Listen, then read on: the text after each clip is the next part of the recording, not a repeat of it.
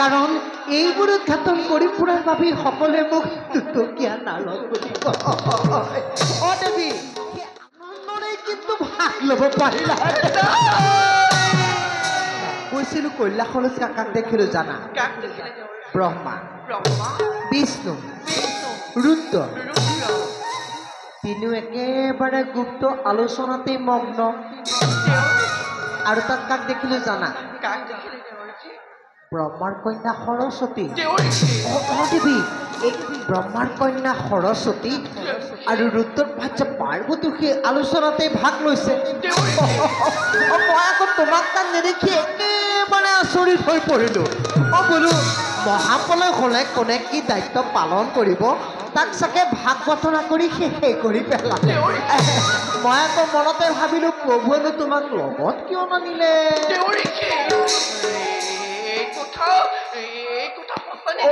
দেৱী সঁচা মিছা দেখিবা তাক গৈ পোৱাৰ লগে লগে ভোলানাথে মোক একেবাৰে টুটকীয়া বুলি টিকিং কৰিলে দেৱী তাত আৰু মই এখন টেপো নলৈ পোনে পোনে আহি বৈকুণ্ঠপুৰী পালোহি পৃথিৱীত মহাপ্ৰলয়ৰ সূচনা হৈছে দেৱী এই পৃথিৱী ধ্বংস হ'ব তাৰ আলোচনা চলিছে গোপনে এই জগত মাতা লক্ষ্মী একো গমকে নাপায় সেই গুপ্ত আলোচনাত ব্ৰহ্মাৰ কন্যা সৰস্বতী আছে দেৱী শিৱৰ ভাৰ্যা পাৰ্বতী আছে পাৰ্বতীও আছে দেৱী মই বিষ্ণু পত্নী হৈও কিয় সেই আলোচনাত ভাগ ল'ব পৰা নাই এতিয়া মোৰ কৰ্তব্য নাৰায়ণ মই দেৱৰ্ষি মই বিষমভাৱে অপমানিত হৈছো নাৰায়ণ দেৱী তাতোতকৈ ডাঙৰ কথাটো তুমি নাজানা ৰবা